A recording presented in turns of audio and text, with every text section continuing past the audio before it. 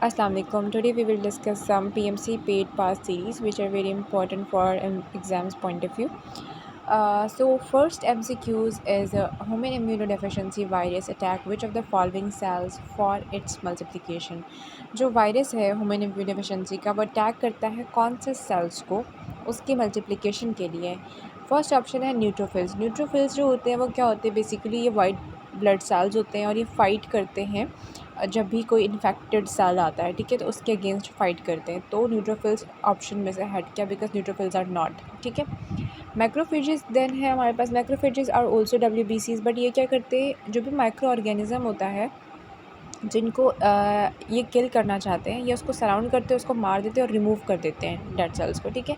Then cytotoxic T cells. Cytotoxic cells भी नहीं है बिकॉज ये क्या करते हैं, कैंसर्स को किल करने के लिए यूज़ करते हैं और ये लेबोरेटरी में भी हम बना सकते हैं। इसका करेक्ट ऑप्शन है helper T cells, because helper T cells क्या होते हैं, इम्यून सेल्स को जो है ये स्टिमुलेट करते हैं, किलर टी सेल्स को। इनको हम CD4 सेल्स भी कहते हैं। दे आर लेम्फोसाइट्स प्लस WBCs भी होते हैं, बनते हैं उससे, ठीक है। तो हेल्पर टी सेल्स जो है वो करेक्ट ऑप्शन है बिकॉज क्या करता है, ये स्टिमुलेट करता है इम्यून सेल्स को, ठीक है।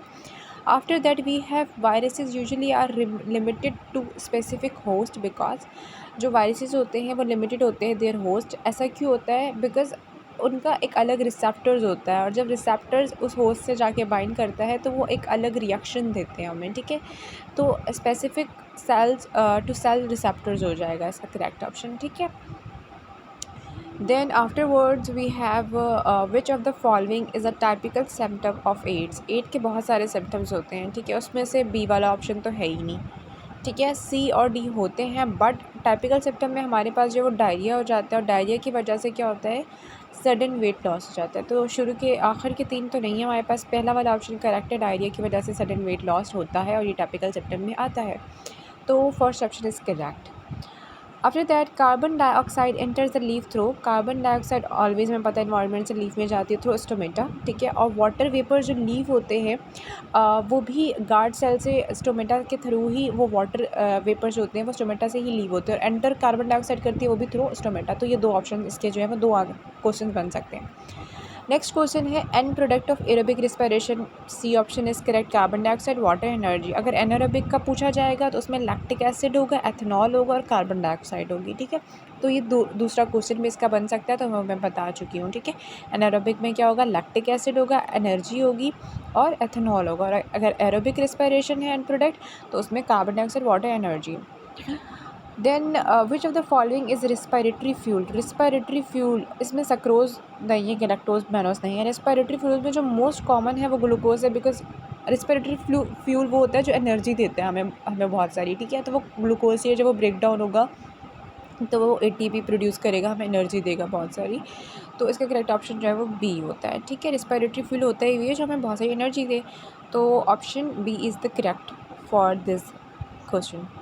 Which one of the following is a polymer of alpha D glucose. ये सेकेंड ईयर फर्स्ट ईयर की बायोलॉजी के सेकेंड चैप्टर में है, बायोमोलिक्यूल वाले चैप्टर में, ठीक है। इसका करेक्ट ऑप्शन जो है वो बी है, ग्लाइकोजन। बुक की लाइन है, इसको आप वहाँ से भी पढ़ सकते हो। Then after that we have which of the following is most abundant biomolecule in human body। of course proteins, ये भी बायोमोलिक्यूल के चैप्टर में है, लाइन है, ठीक है, बुक की लाइन है, बुक को आपने अच्छे से रीड करना है। Then which of the following reactions are given by alcohol and phenol both. ये भी बुक की लाइन है, केमिस्ट्री की सेकेंड ईयर की book. Esterification is the correct option for this question, ठीक है। रिएक्शन जब आप अच्छे से याद कर लोगे आपको समझ में आ जाएगा कि क्या चीज़ क्या दे रही है। A new carbon carbon bond formation is possible with.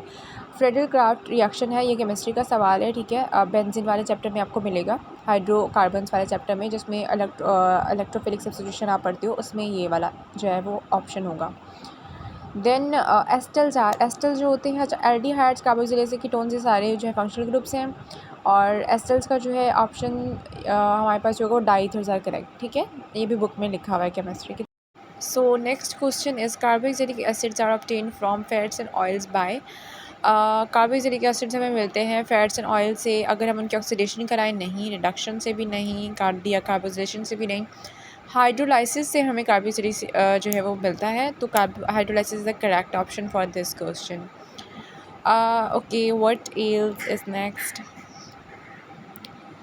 So the dash carboxylic acid चाहिए, right.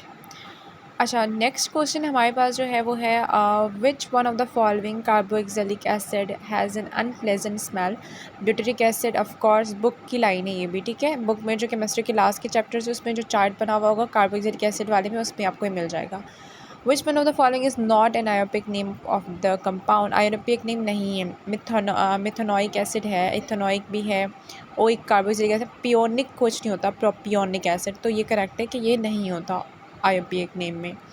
In structure of diamond each carbon atom is dash, carbon है तो वो sp3 हाइब्रिडाइज्ड होगा, तो sp3 is the correct option for this question. अब ये English का एक क्वेश्चन है, take your warm jacket with you in case it's gets freezy जो भी लिखा है इन केस होगा इसका करेक्ट ऑप्शन, ठीक है। You have to make sure the knife is dash before you cut the vegetable sharp. Knife है तो शार्प की बात होगी, थिक की तो बात होगी नहीं, ठीक है, तो sharp is the correct option. I like this shirt a lot but the dash are too short. Shirt के क्या चीज़ शॉर्ट हो सकती है, बटन्स नहीं, हील्स, कॉलर्स नहीं, sleeves is the correct option for this question. After that we have there will be a rush for the seats when the train arrives. D is the correct option for this question. Arrive नहीं होगा, past में चला जाएगा, future में नहीं चाहिए हमें, arrives present में है, ठीक है। Which one is not a past tense. Past tense नहीं है। फिनिश्ड, फर्स्ट के जो थर्ड 3 जो सवाल हैं शुरू के उसमें वो पास्ट टेंस ही हैं, बट जो लास्ट ऑप्शन है इसमें विल आ रहा है तो ये फ्यूचर टेंस है, नॉट दी पास्ट टेंस, तो नॉट अ पास्ट टेंस होना चाहिए। इसका जो करेक्ट ऑप्शन होगा वो डी होगा, ठीक है। Then we have choose the future tense. Future tense होना चाहिए। वेंट पास्ट का है, बी प्रेजेंट है, फाइटिंग ये कंटिन्यूस में है नहीं, तो C option is correct for this question, future tense में है, ठीक है। नेक्स्ट सवाल है, the man dash wallet was stolen, call the police, whose wallet was stolen, ठीक है, तो इसमें साफ पता चल रहा है कि हुज़ आएगा, ठीक है, तो C B option is correct. Next one is and the last question is the market is nearer to them than us is the correct option for this question. इसमें we ourselves और ourselves नहीं होगा, ठीक है। So this is it for today's video. इंशाल्लाह next video में इसके next questions को डिस्कस करेंगे। तब तक के लिए अल्लाह हाफ़िज़।